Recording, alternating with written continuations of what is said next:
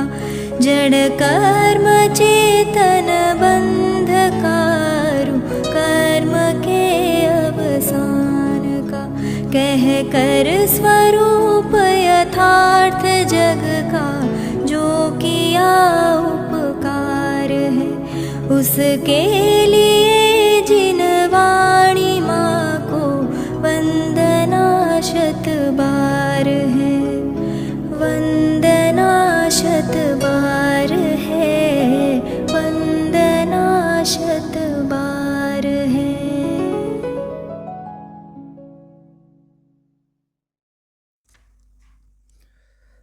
ओम नमः सदेभ्यः ओम नमः सदेभ्यः ओम नमः सदेभ्यः। वैराग्य पाठ संग्रह 116 नंबरનું પાનું છે 116. સરસ મજાની રચના છે.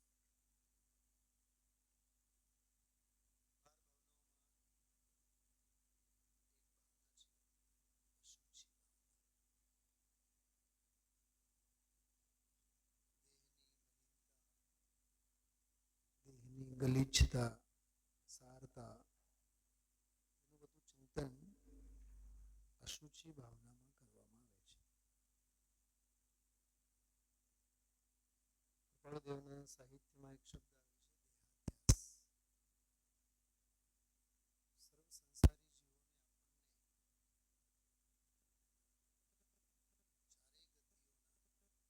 જીવોને ત્રણેય લોકના ત્રણેય કાળના અનંતા જીવોને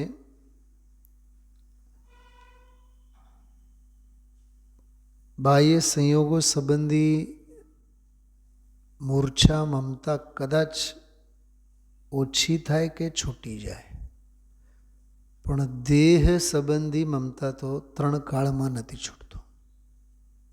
જો તત્વજ્ઞાન ભેદ જ્ઞાન ન હોય તો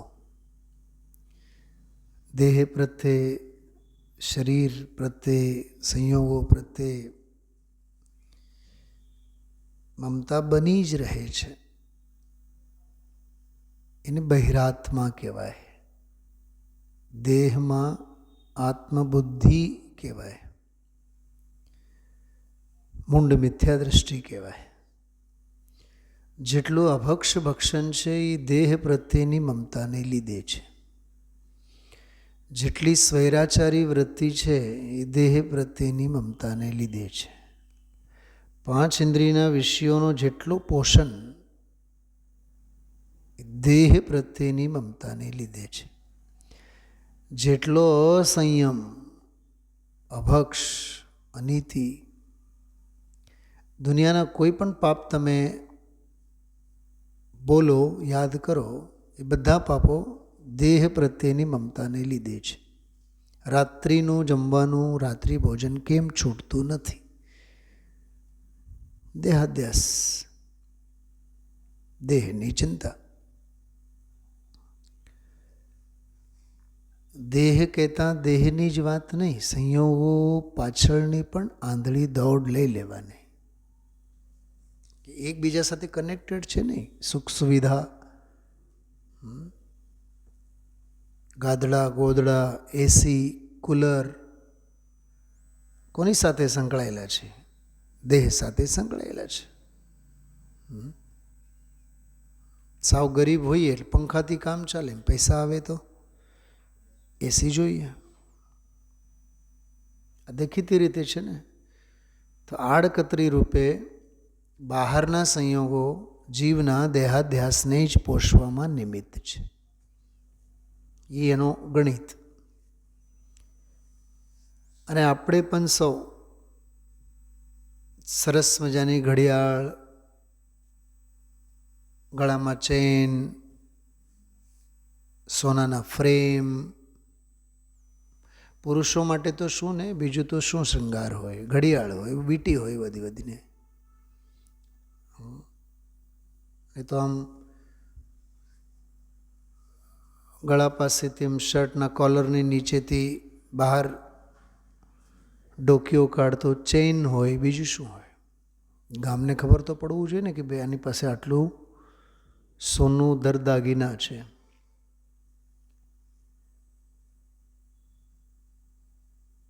સ્ત્રી પર્યાયની તો વાત જ શી કરીએ. અને આજે દુર્ભાગ્ય એકે બહેનોમાંથી નથી. ત્રિપુટી જે આવતા ત્રિપુટીમાંથી એકે નથી. જેનો તેનો ભાગ્ય, નસીબ. આપણે તો પાઠની વાત કરીએ છીએ. તો આમાં મંગલ શૃંગારમાં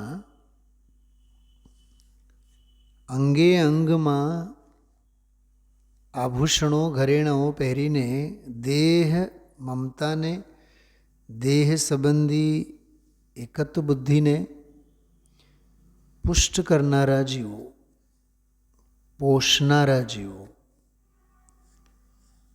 માથેથી લઈને, કાનથી લઈને, ગળાથી લઈને, હાથથી લઈને, કાંડાથી લઈને, નાક, નાસિકા, હોઠ,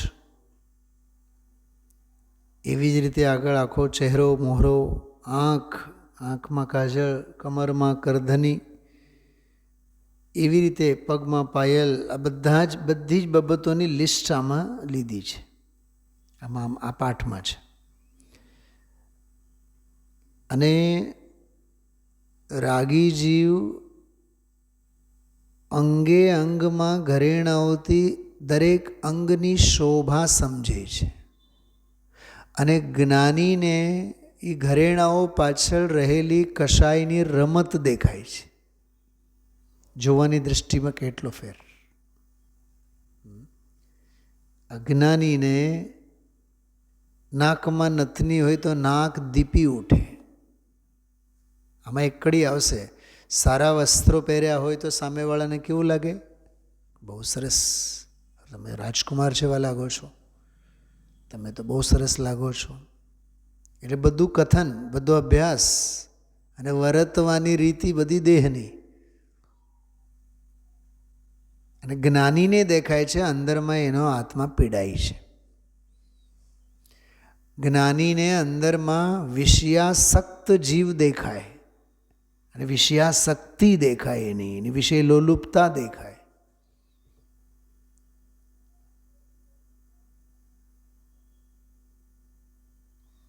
એક ટેબલ ઉપર એક બાજુમાં કરોડપતિ શેઠ બેઠા હોય, સોનાની થાળી, ચાંદીની ચમચી, દુનિયાભરની મીઠાઈઓ, 56 ભોગ, લાખો રૂપિયાની એક ડીશ થાળી ખાતો હોય. અને એ જ ટેબલ ઉપર કોઈ એક બાલ બ્રહ્મચારી જીવ બાફેલી દાળ, મગની ખીચડી, નવસેકો પાણી, પૂરું. વિષય લોલુપતા કોનામાં છે? જાજી બેઉમાં. સ્વાભાવિક છે ને, જેને જાહો જલાલી દેખાય છે એને જ ને. ઓલો તો ખાડો ભરવા માટે ખાય છે ખીચડી દાળ.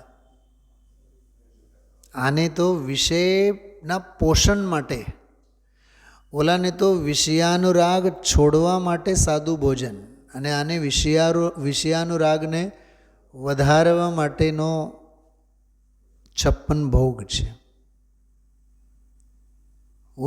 ઓલો તો યોગ સાધનામાં છે બ્રહ્મચારી, અને આ ભોગ સાધનામાં છે.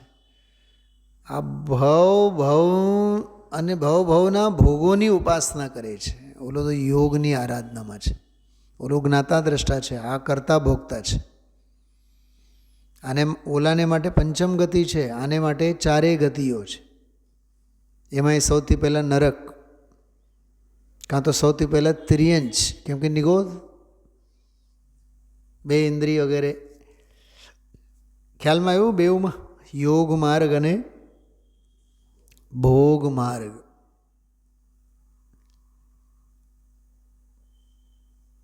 વર્ષો પહેલાં મેં એક વાક્ય વાંચ્યું હતું બહુ જોરદાર. વિષય ભોગ લાગે છે આપણને બહુ સસ્તા પણ મોંઘા, ફળ એના બહુ માઠા અને મોંઘા. જિંદગીભર પાન ફાકી ખાધી હોય, મોઢામાં ફાકી જ ભરેલી રાખી હોય, તો કેન્સર નહીં થાય તો શું થાય? દાંતમાં સડો નહીં થાય તો શું થાય? છે કે નહીં? આવા બધા દ્રષ્ટાંતો આપણે આપણી નજરોની સામે જોયા છીએ કે નહીં? હા, આ સ્થિતિ છે. વિષય ભોગો લાગે છે બહુ સસ્તા ભોગવવાના ટાણે, પણ પછી એના ફળ બહુ માઠા આવે.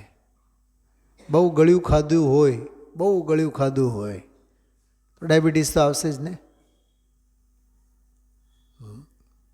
ફળ તો છે જ ને દરેક બાબતનું. એમ એટલે જિસકે શ્રृंगारों में मेरा यह महंगा जीवन गुल जाता, અત્યંત અશુચિ જડ કાયા સે ઇસ ચેતન કા कैसा नाता.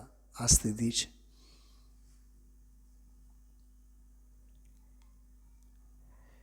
એટલે આ આખો પાઠ આપણને એમ સમજાવે છે, શરીરને અંગ કહેવાય, અંગી કહેવાય. અંગ એટલે પણ શરીર થાય. મરાઠીમાં તો અંગ શબ્દ જ આવે શરીર માટે. અને શરીરના એક એક ઇન્દ્રિયો એ બધા અંગ જ છે ને, અંગોપાંગ. કાનમાં, આંખમાં, નાકમાં, હોઠમાં, અણીદાર નાકમાં, લાંબા કાનમાં, લાંબી આંગળીઓમાં, સારા એવા મજાના નખ નાખૂનમાં.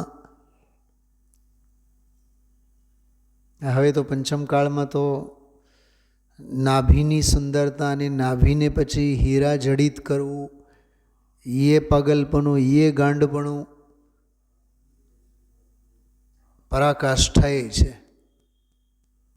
નાભીને છેદીને ત્યાં હીરા અને સોના અને લટકનો બધા કરતા હોય. એની વાત આમાં નથી, નાભીની વાત નથી, પણ હોઠોની વાત છે, હાથના કાંડાની વાતો છે, કમરની વાતો છે.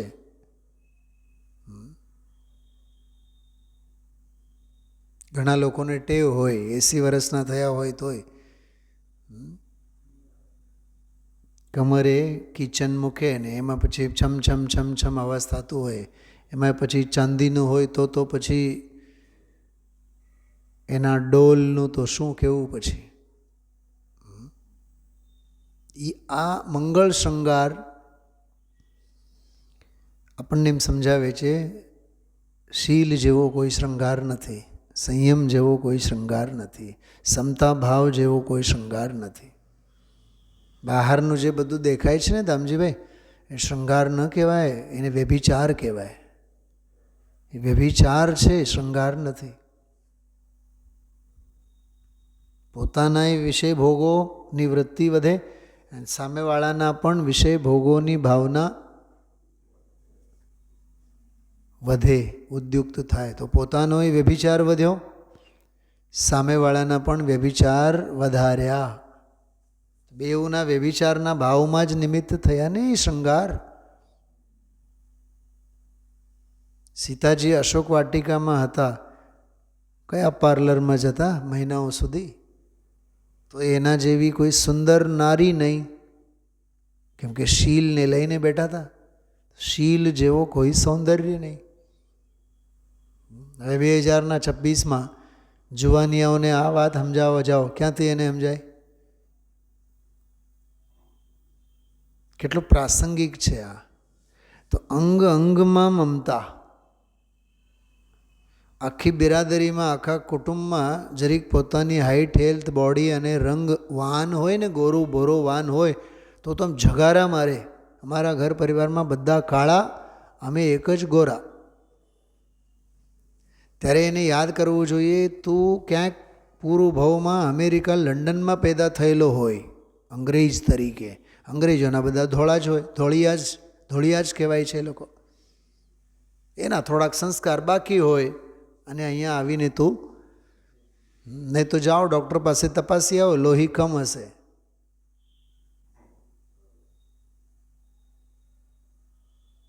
એટલે વિચાર કરો, દેહ લાલિત્યમાં જીવને મમતા કેટલી છે, નાક નક્ષમાં એને મોહ કેટલો છે. ભાવેશભાઈ, આવા પરિણામવાળા જીવને ધર્મ સમજવું કેટલું જરૂરી છે.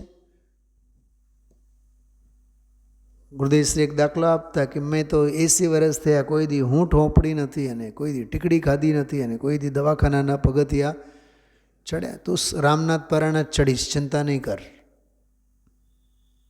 એ તારે ચડવાની જરૂર નથી, તને પહોંચાડશે લોકો.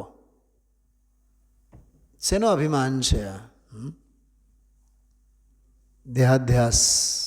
સમજાણો? એટલે મંગલ શૃંગાર પાઠ વાંચવો જરૂરી છે.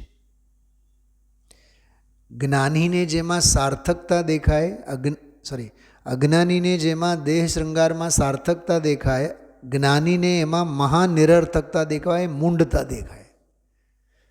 જ્ઞાનીને અંગ અંગની સાર્થકતા કંઈક બીજી જ અપેક્ષાઓમાં છે. એ તો સાત્વિક, ધાર્મિક, આધ્યાત્મિક ધર્મના પરિપ્રેક્ષમાં વિચારે જ્ઞાની, અને અજ્ઞાની હંમેશા અજ્ઞાન ભાવના પરિપ્રેક્ષમાં વિચાર. બહુ મજા આવી આજે તો દાળ ઢોકળા ખાધા, એવી મજા આવી ગઈ.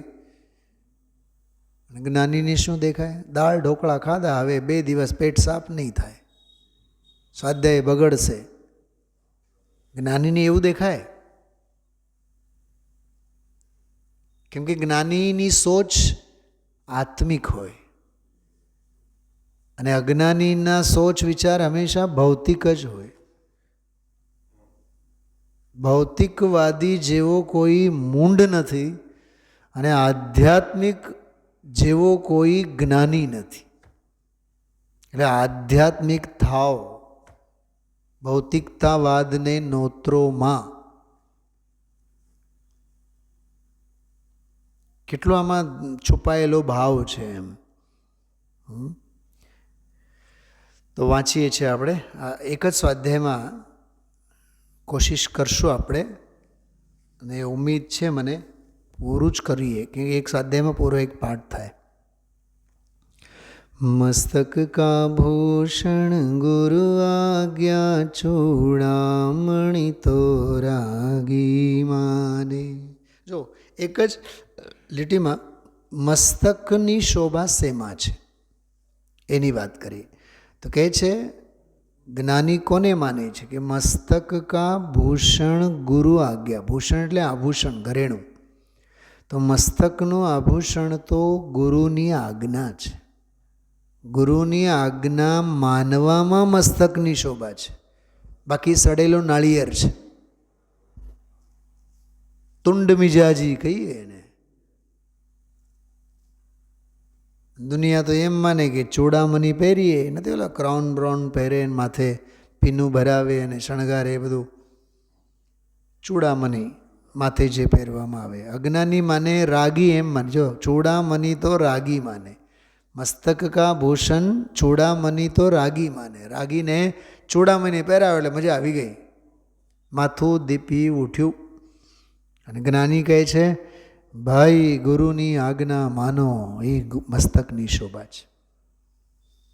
બેઉની વાત સાથે ચાલશે, જ્ઞાની અને અજ્ઞાની. સતશાસ્ત્ર શ્રવણ હૈ કરણું કા. જ્ઞાની એને માને સત્શાસ્ત્રોનું શ્રવણને કાનોની શોભા માને. એ કાનોના ઘરેણા છે, કાનના ઘરેણા તો સત્શ્રવણ છે. પણ એવા વિચાર કોના? જ્ઞાનીના. અજ્ઞાની કુંડલ તો અજ્ઞાની જાને. અજ્ઞાની કાનોમાં સરસ મજાને લટકતી બાલીઓ, લટકતા રીંગો, અને પછી એમાં પછી સ્ત્રી પર્યાયવાળો જીવ તો એમ જ, મને તો રીંગ તો બહુ જ ગમે, મને તો લાંબા લાંબા લટકન તો બહુ જ ગમે. ઘણા એને કેવા હોય, ખભે લટકતા હોય.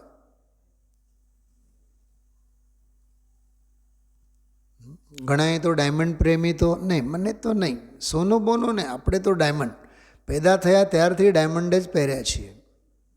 નહીં નહીં નહીં, ખોટી વાત છે. તું અનાદિકાળથી અનંતકાળ સુધી ડાયમંડના ખાનમાં જ તું હતો એકેન્દ્રી બનીને, એટલે ડાયમંડનો તને એટલો શોખ છે. કેમ કે ડાયમંડ સાથે દોસ્તી કરી છે ને અનંતા ભાવમાં. ડાયમંડ અડવા જેવું નથી. શું કીધું? ખાવા પીવાના અભક્ષ વસ્તુ તો આપણને સમજાય છે, અભક્ષ વસ્તુ, દહીં વડા ન ખવાય, દ્વિદલ ન ખવાય, એ તો સમજાય છે ને. તો ડાયમંડ મહાઅભક્ષ છે. પંડિતજી તો ખાઈએ ક્યાં, પણ પહેરવું એ શું છે? અરે તો આહાર જ છે ને, પહેર્યા એ માણીએ છે ને ડાયમંડને લીધે પોતાની શોભા. મોઢામાંથી આમ ન ખાધ્યા, પણ શરીરના શણગાર વડે તો એનું ભક્ષણ જ કર્યું ને. અનુપસેવ્ય છે કે નહીં? અભક્ષના પ્રકારોમાં એક આવે અનુપસેવ્ય. અનુપસેવ્ય એટલે જ્ઞાની જેનું સેવન કરવાનું વર્જ ગણે એને અનુપસેવ્ય. જ્ઞાની ગાંડા થઈને ડાયમંડ પહેરે, સોનું ચાંદી પહેરે, એમ કહું છું. જ્ઞાનીને એમાં મજા આવે? તમને એમ થાય કે ચક્રવર્તી તો પહેરે. ચક્રવર્તીની વાત નહીં કર, ચક્રવર્તીને ઢાળ નહીં બનાવો. વિષય ભોગોની બાબતમાં ચક્રવર્તીને ઢાળ નહીં બનાવો, વૈરાગ્યની બાબતમાં એને ઢાળ બનાવો. ચક્રવર્તી રાજપાટ પર રહીને જો મરણ પામે ને તો નિયમથી નરકે જાય. તારે આમ કરવું છે? રાજપાટ પર રહીને તારે દેહને છોડવું છે? ચક્રવર્તીનો નિયમ છે, રાજપાટની ગાદીએ દેહ છોડે તો નિયમથી નરક. રાજેશ્વરી સો નરકેશ્વરી. જૈનેશ્વરી દીક્ષા લેવી જ પડે એને, એવો નિયમ છે. વૈરાગ્યના માર્ગે જાય છે કે નહીં ચક્રવર્તી, તો એનો ભોગનો કાળ તને કેમ યાદ આવે? વૈરાગ્ય કેમ યાદ નથી આવતો? જ્ઞાનીના ભોગ આદર્શ નથી, જ્ઞાનીના યોગ આદર્શ હોય છે, સમાધિ આદર્શ, ઉપાધિ નહીં. 96,000 લગ્ન કર્યા તો તારે કરવાના ઈરાદા છે? એકે હચવાતી નથી. કાની કુબડી લંગડી પાંગળી એ હચવાતી નથી, તો 96,000 ને ક્યાં વાત કરસ તું? તો લગ્નની બાબતમાં ચક્રવર્તીને આદર્શ નહીં કર. એ ઉપાધિ પણ સહી જાણે. તને તો એક ઉપાધિ એ તો નાની યાદ આવે. તો જ્ઞાનીના યોગ અને સમાધિને આદર્શ બનાવવા, ઉપાધિને નહીં, ભોગને નહીં. મસ્તક કા ભૂષણ ગુરુ આજ્ઞા, ચૂડામણી તો રાગી માને. સતશાસ્ત્ર શ્રવણ હૈ કરણો કા, કુંડલ તો અજ્ઞાની માન. ઓલું ભૂષણ શબ્દ છે ને, દરેકમાં લગાડવું. રાગી જીવ ચૂડામણી ને મસ્તકનું ભૂષણ સમજે છે, અને કુંડલને કાનનું ભૂષણ સમજે છે એમ. અને જ્ઞાની શાસ્ત્ર શ્રવણ એ કાનની શોભા છે, અને ગુરુની આજ્ઞા એ મસ્તકની શોભા છે એમ. જ્ઞાનીના બે બોલ, અજ્ઞાનીના બે બોલ. ગગડી જઈએ પાઠમાં, ઠેકાણો જ ન રહે ચિંતન મનનનો.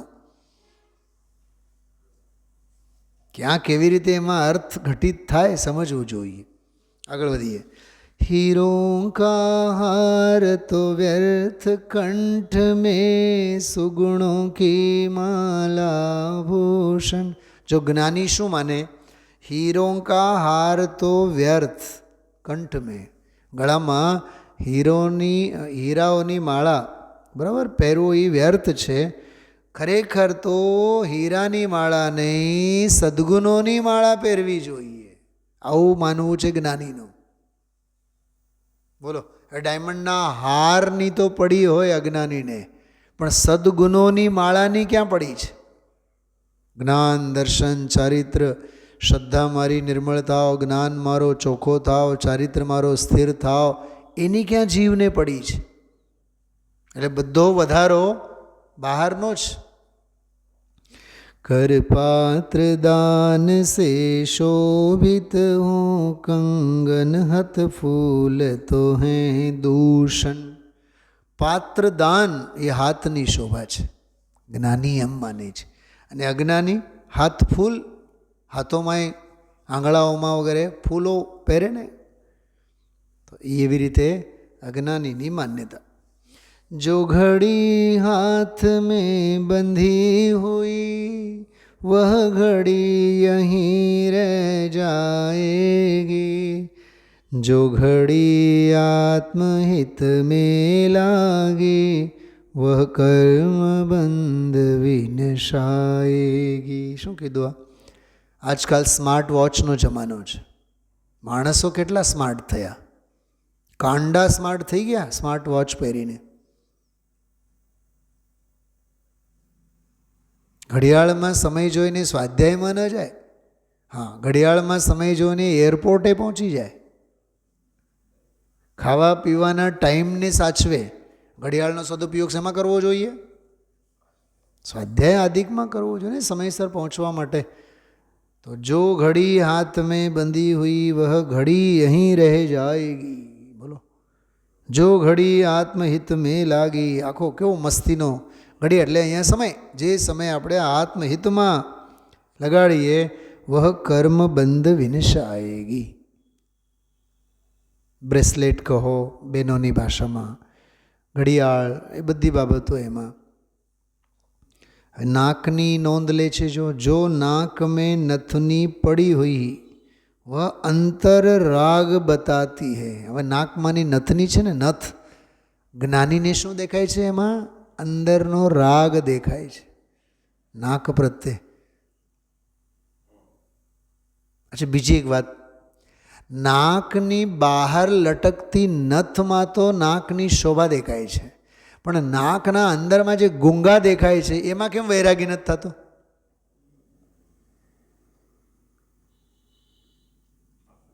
અરે બહારથી તો નથ જ દેખાય છે ને, અંદરમાં શું છે? નાકમાં મેલ જ છે ને.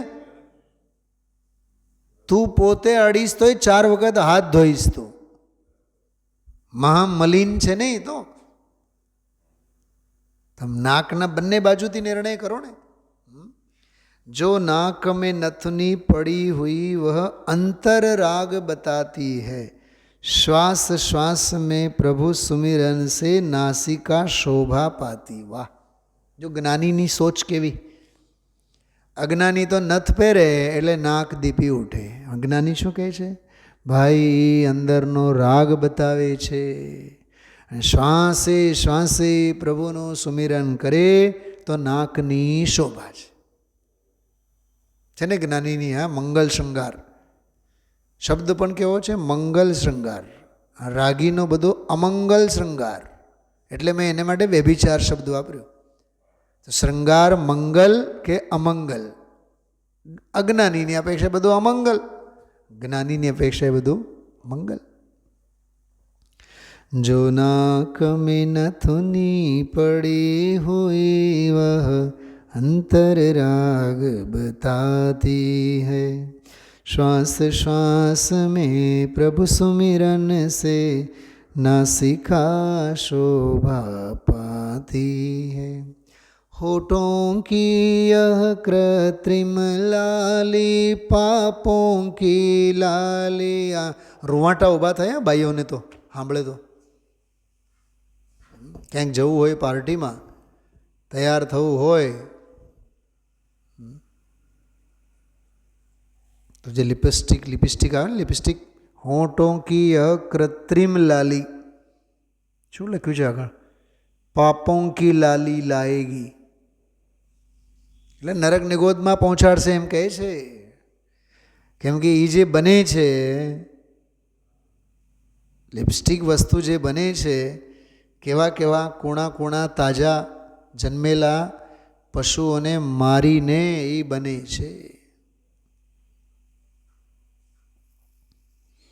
जिसमें बंद कर तेरी आत्मा भव भव के दुख उठाएगी. ओली पापों की लाली એટલે નરક નિગોદ. होठों पर हंसी शुभ्र होवे गुणियों को लखते ही भाई.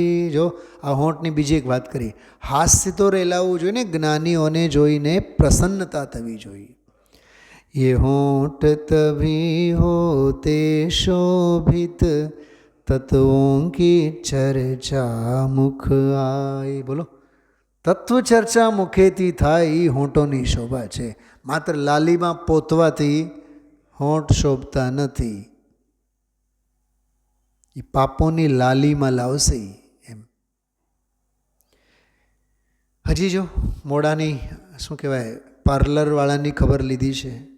क्रीम और पाउडर मुख को उज्ज्वल नहीं मलिन बनाता है, हो साम्य भाव जिस चेहरे पर वह चेहरा शोभा पाता है. ચિત્તમાં તો ક્રૂરતા હોય, અનંતી માયાચારી હોય, અને થોબડા ઉપર તો ક્રીમ અને પાવડર અને એર ફ્રેશનર અને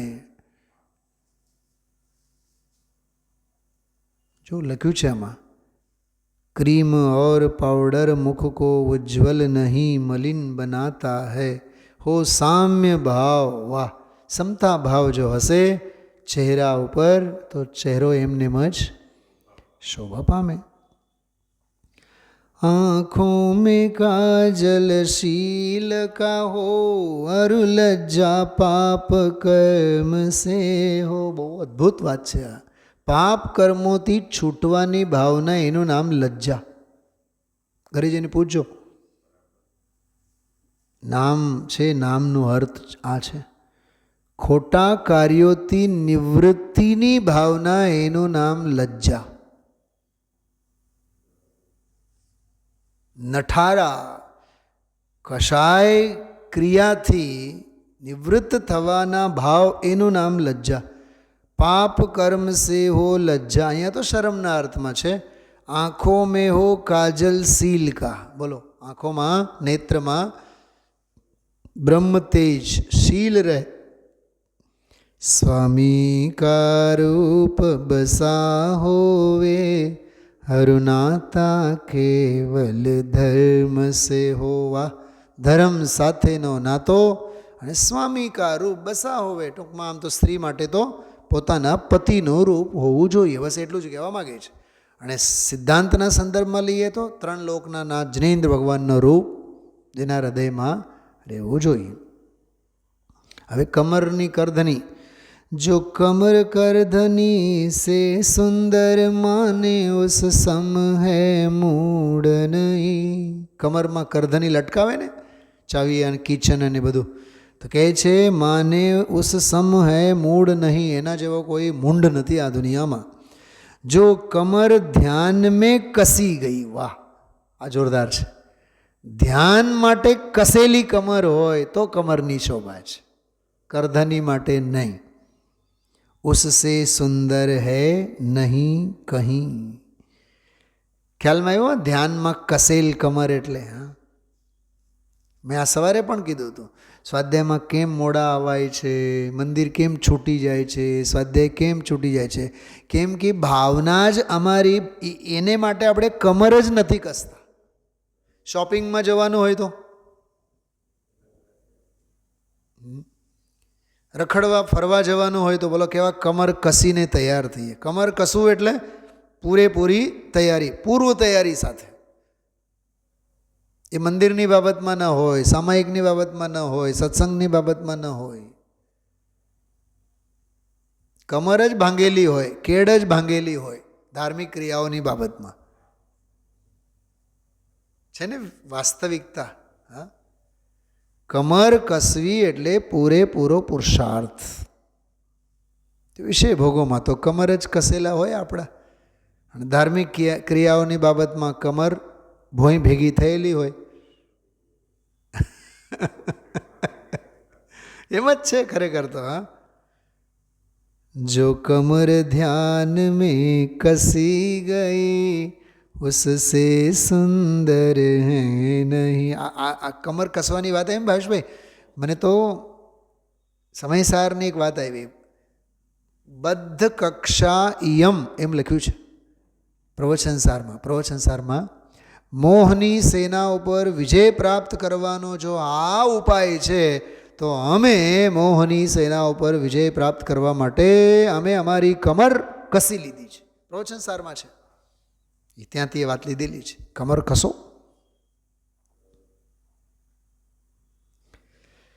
पैरों में पायल ध्वनि करती. આ હમણાં સાંભળતો હતો બપોરે, વારે વારે મેં 4-6 વખત રિપીટ કરીને સાંભળ્યું.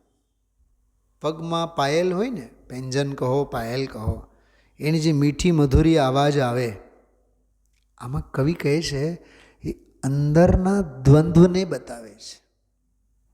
અંતરંગના દ્વંદ્વ એટલે રાગદેશ, ચિત્તની વિષમતાને બતાવે છે. पैरों में पायल ध्वनि करती वे अंतर द्वंद्व बताती हैं जो चरण चरण की ओर बढ़े. जो બે વખત ચરણ શબ્દનો પ્રયોગ છે. એક શબ્દ છે ચરણ એટલે પગ, આપણા પેર પગ, અને બીજું ચરણ છે ચારિત્ર આચરણ.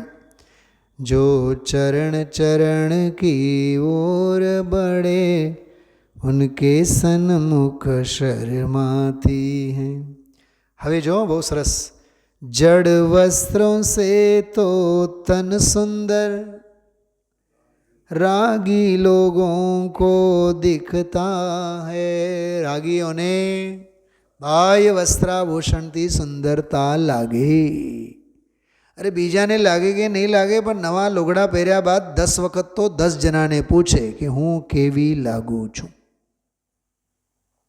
મને આ કેવું લાગે છે, કેટલો દેહ લાલિત છે. જેવો છો જેવા છો તેવા છો. जड़ वस्त्रों से तो तन सुंदर रागी लोगों को दिखता है. जो કેટલી સરસ વાત છે. पर सच पूछो उनके अंदर आत्म का रूप सी सकता. તને તો દેહનું રૂપ દેખાણું અને રૂડું લાગ્યું કે છે એમાં આત્માનું રૂપ છે એ એમાં સિસકે છે, પીડાય છે,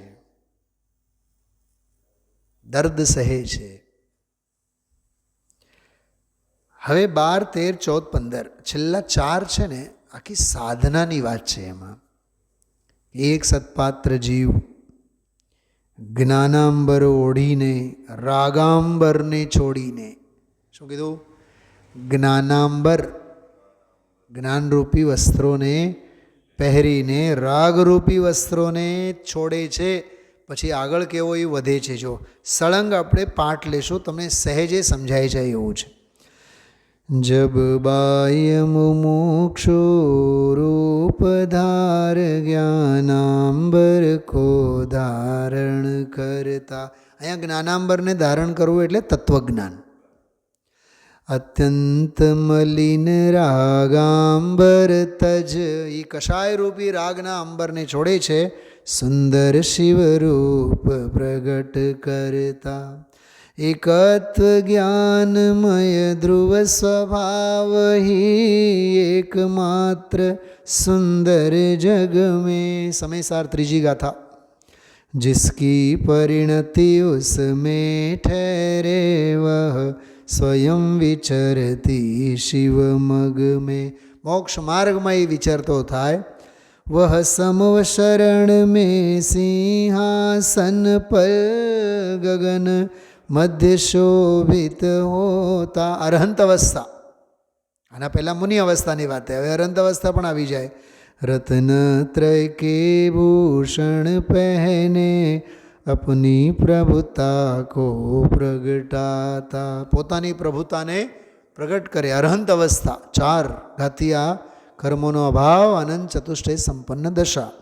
પર નહીં યહાં ભી ઇતિ શ્રી, અહીંયા જ પૂરું નથી થતું. આ યોગો કો તજ સ્થિર હોતા, યોગોને પણ થંભાવીને હવે સ્થિર થાય છે સ્વરૂપમાં. અરુ એક સમય મેં સિદ્ધ હુઆ લોકાગ્ર જાય અવિચલ હો. આનું નામ છે આ મંગલ શૃંગાર. 40 મિનિટે પૂરા નથી થયા. આપણી પાસે જ્યારે સમય હોય છે તો ભગવાનની સામે બેસીને આવા બધા પાઠ કરવા જોઈએ. આપણે આ પુસ્તકો અહીંયા બોલાવવા પાછળ, આ પાઠ ઉપર સ્વાધ્યાય કરવા પાછળ પ્રયોજન જ એ છે.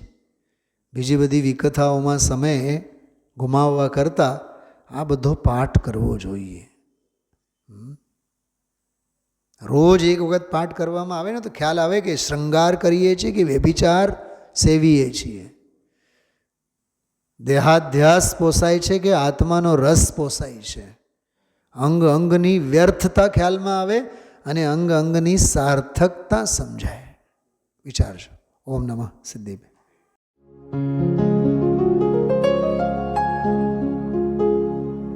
निज निधि निज में बताए यह अनंत उपकार है, उसके लिए जिन वाणी माँ को वंदना शत बार है, वंदना शत बार है, वंदना शत बार है.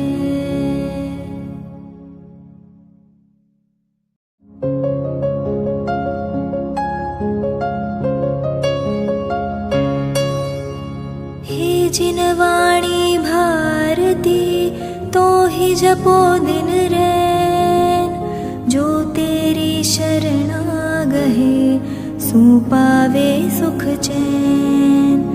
जा वाणी के ज्ञान ते सूझे लोकालोक, सो वाणी मस्तक नवो सदा देत हो ढोक, सदा देत हो